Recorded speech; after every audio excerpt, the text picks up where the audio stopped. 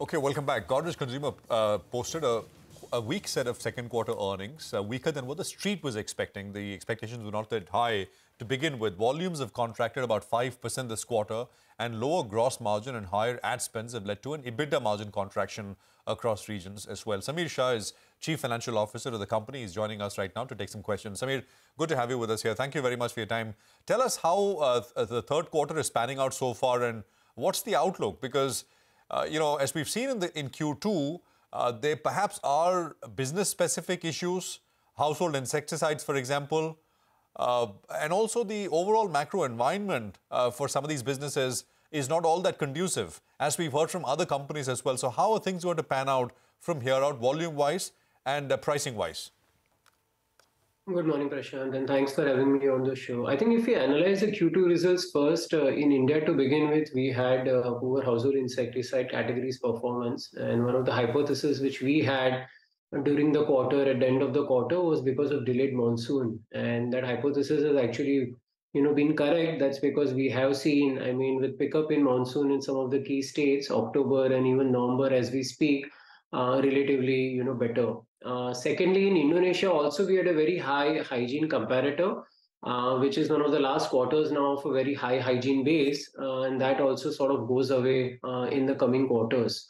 So driven by this household insecticides, kind of recovery, at least in October and mid-November, as well as us not having a high hygiene comparator in Indonesia, we do expect volumes recovery in rest of the year, both in quarter 3 as well as quarter 4 going ahead. Okay. Samir, hi, good morning and thanks for joining in. Although you do expect a volume recovery, do you think it would be tough to meet your double-digit revenue guidance that you had called out for earlier, given what you've done in the first half? Good morning, Sonia. I think if you look at our H1 USG, which is the sales value growth, it's hovering around, high single digits. So we still remain quite confident of delivering a double-digit value growth for FY23. All right. Hi, Samir. Morning. With regard to your raw material cost, how much is the cooling off from the top, if you could give us a sense? And what kind of a gross margin recovery can we look at for the second half of the year? Hi, Nigel. So the gross margins have, kind of been sequentially improving, as well as if you look at Q2, the year-over-year drop in gross margins was close to around 200 basis points compared to around 500, 600 basis points drop, which we had in first quarter of the year. With palm oil prices cooling down, with crude oil also, coming down, we do expect a meaningful recovery in gross margins. In fact, we expect our gross margins to go back to the normative level of gross margins, which is basically period of FY20 and FY21. So we will see gross margins recovery going ahead, and there will be also carry forward pricing impact. Price increases which we have taken over last 2-3 quarters is something which will, sort of continue for maybe a couple of quarters more going ahead. Samir, one of the other things we highlighted was ad spends, which were up some 300 basis points year on year. Where will that settle at, and what are we seeing so far in Q3? There is no specific level, Prashant, in terms of target, ad spends. At the end of the day, what really matters is the return on marketing investments. Wherever we see return on marketing investments, we will continue to invest for growth. Typically for HPC space within FMCG, one would see a range of anywhere between 10 to 12% of ad spends as a percentage of sales. And we are relatively on the lower end of the band. But having said that, we will continue to invest for growth. So we do believe there are multiple categories in our portfolio locally as well as globally where we can drive category development penetration, which will need marketing investments. You did mention that you will retain your double-digit value growth guidance for FY23. Can you help us understand where will this growth come from in terms of different verticals? Are you looking at a bigger move in personal care, home care? What are the growth triggers for the second half of the year? I think it will geographically come in, Sonia, from India and Africa. In fact, if you look at Africa to begin with, consistently it has been growing in mid-teens.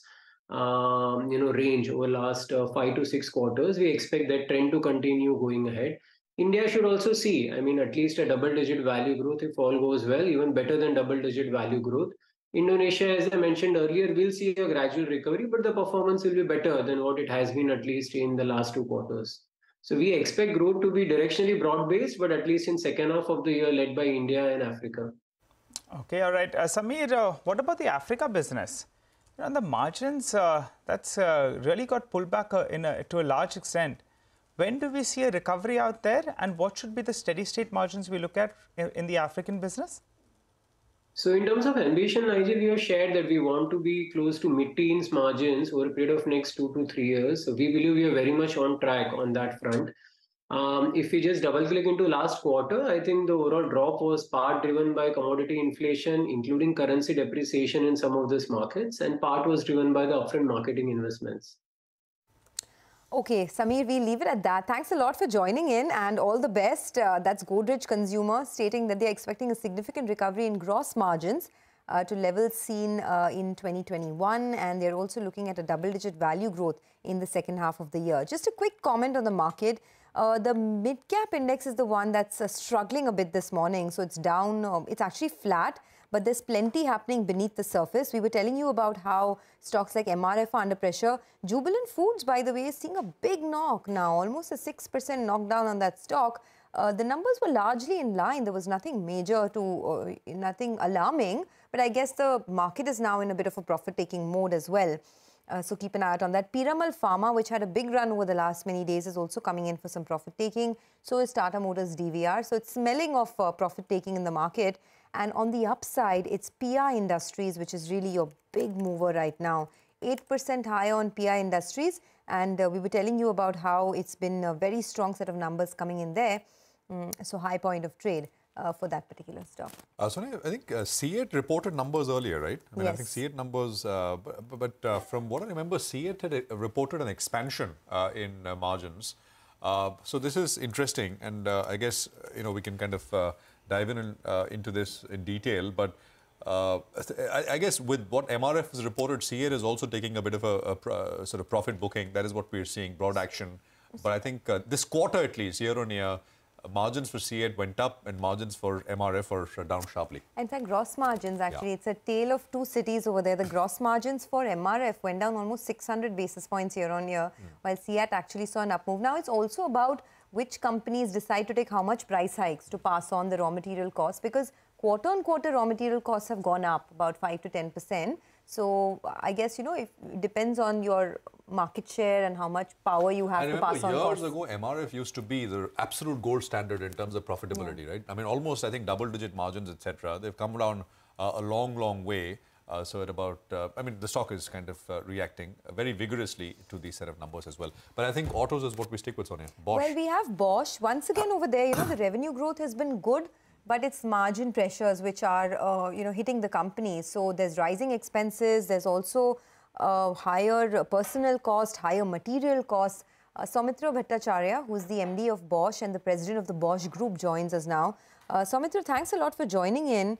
If you look at the margins, right, I mean, at 11.7% or thereabouts, it's much lower than the 12, 13, 13.5%, even 14% that you've done in the last many quarters.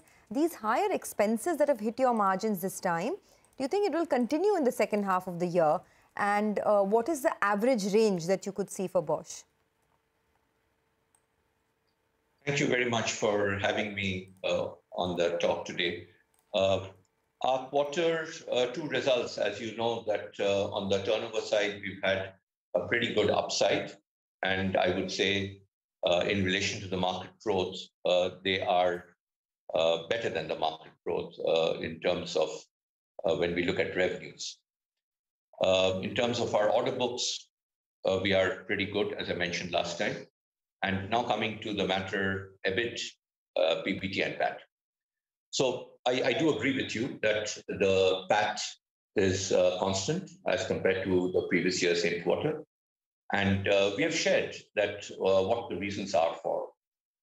For example, we do see an industry-wide material cost issue.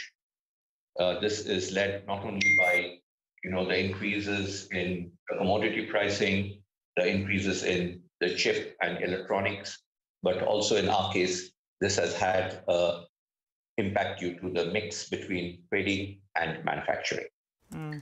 Going forward, while we don't give guidance, I would say that the company is actively working. We don't look at quarter-to-quarter results. We look at both yearly as well as we look more importantly at the midterm.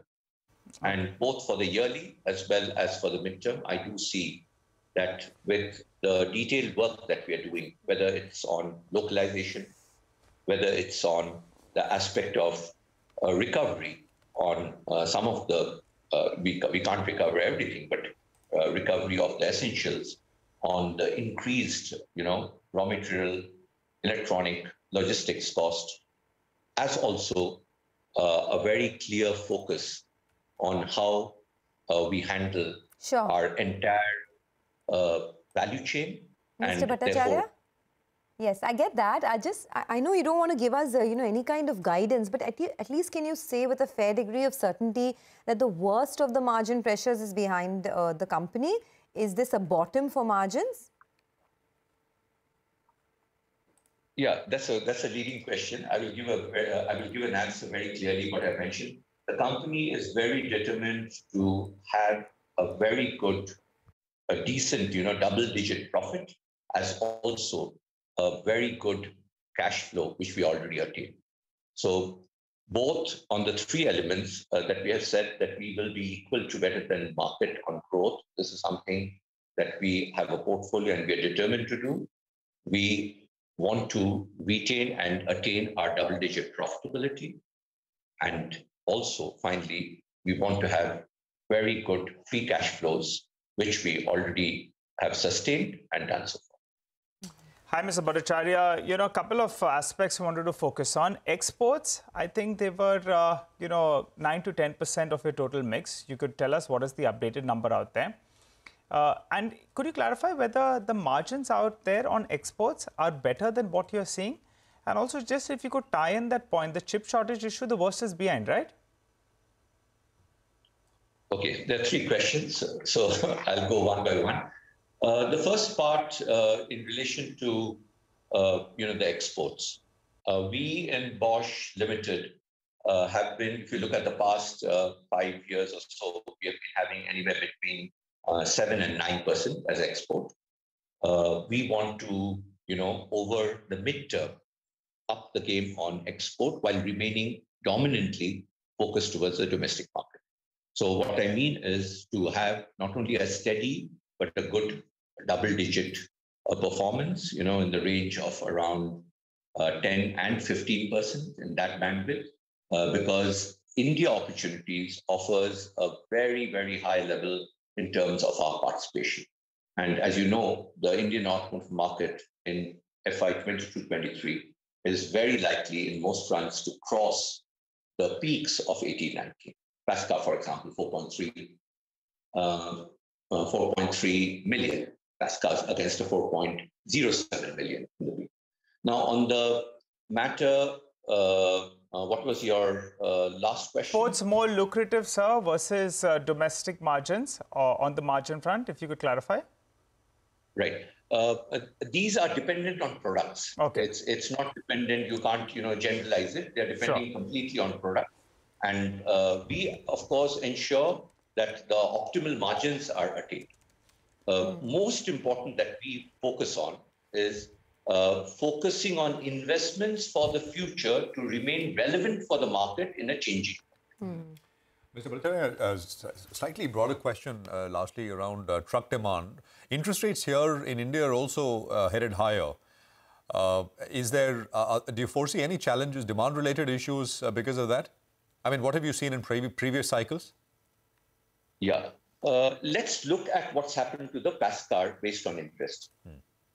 While the interest rates have gone up in the last months and are likely to go up in the quarters coming, we know that from RBI and other sources, the demand, because of the pent-up demand, it's not let go. Pascars, for example, in this festive season in October, had a retail sales of 380,000. This is the highest ever. Passenger cars are a different segment. That's why I specifically mentioned trucks, sir. Yeah, go on. So in case of trucks, let's understand the dynamics. The highest peak in trucks was 480,000 in 1890. This year, for the fiscal year 22-23, it's likely to be between 360,000 and 370,000. The important point to note, it will take a long time and when I say long, it means it's a midterm, if at all, not before the next 2 to 3 years, that we could touch 4 lakh 80. Reasons: tolls are out, FASTag is in, 20% increased loading was allowed, higher axle mix and of course competition from railways have all allowed that while there's renewal of fleets, the 4 lakh 80 may not come.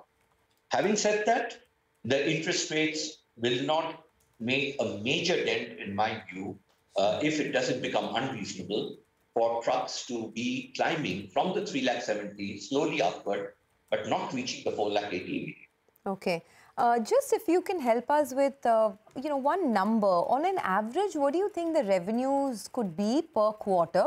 I'm asking because if you map the last 7-8 quarters, your revenue per quarter has gone up. I mean, about 7-8 quarters ago, you were doing on an average about 2,500 crores. It's gone up all the way to 3,600 crores as of the quarter gone by. Given that you're increasing your focus in the export markets and the domestic auto segment has improved, how much can the average run rate improve to for the second half of the year? So as I mentioned before, that in the fiscal year 22-23, we should be minimum plus 15%. We currently can clearly say that the FY 22-23 will be far better than the plus 15%. So I don't see, revenues changing back to the 2,400 crores that you were mentioning. We are, as you rightly said, attaining a steady 3,500, 3,600 crores. And we should, going forward, be in that zone. Right, so plus 15%, that's something that you spoke about earlier as well, a 15% revenue target for FY23. You're sticking to that. Thanks a lot, sir, for joining in and all the best. That's Bosch. Margins under pressure, but the top line growth has been pretty strong. But PB Fintech is higher in trade. In fact, I think it's up about 4% now. The company posted its Q2 earnings. The revenues have doubled. The losses have contracted this quarter. Earlier, Yash Jain caught up with Yashish Dahiya, who's the CEO and co-founder of PB Fintech, on the outlook for the company and whether he's looking to sell more stake. Listen in. The total burn on the new initiatives going forward will be under 200 crores a year. And if you notice in Q4 this year, so what was our objective with the new initiatives, which is mainly the POSP business? Our objective was to become the market leader, which we started in July, and by December, we were the market leader. Once we became the market leader, we started moving towards the direction of cost optimization. So I think the peak cost was in the fourth quarter of last year, when the new initiatives lost about 91 crores in the quarter, down to about 65 in the last quarter. And by the last quarter of this year, I think we should be down to about 30 to 35 crores. But there is no urgency in trying to break even on that business. So in Q4, we will be adjusted EBITDA positive. And it's very straightforward, right? If you look at the adjusted EBITDA, there are two ingredients there. One is the core business, one is the new initiative. The core business made 12 crores of profit. The new initiative lost 65 crores. All that's happening in the next 2 quarters, the core business will make 50 crores and the new initiative will lose 35 crores. It will be positive. It's really that simple, right? There's no change in our business. You have a guaranteed profit of about 250, 300 crores sitting there 2 years later. I have sold what I had to sell. Okay, so I am done. I don't, that's basically it. So I think it takes people time to understand the core strength of a business, and they get digressed by a lot of fluff around it. The fluff is, did Yashish sell his stake? Are investors going to sell their stake? Is the new initiatives, when will they break even? All right, then the PB Fintech management clearly stating out their plans, and the street is taking note of that. The stock, I think, was up close to around 2.5% to around 3%, come off a little bit from the high point of the day. Slip into a short break with news that the Nifty has given up almost all its gains that we saw earlier today. We'll come back and we'll get chatting with Mitesh Thakkar. Stay with us. Ware Faucets and Tiles by Sarah.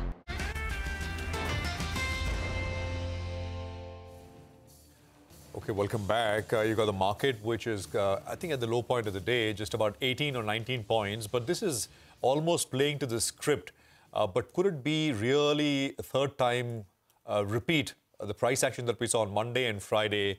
It's building towards that. Mitesh Thakur is back with us for some trading ideas and some idea on how to position yourself. Mitesh, a repeat of what we saw last two sessions, and if so, what would you want to do?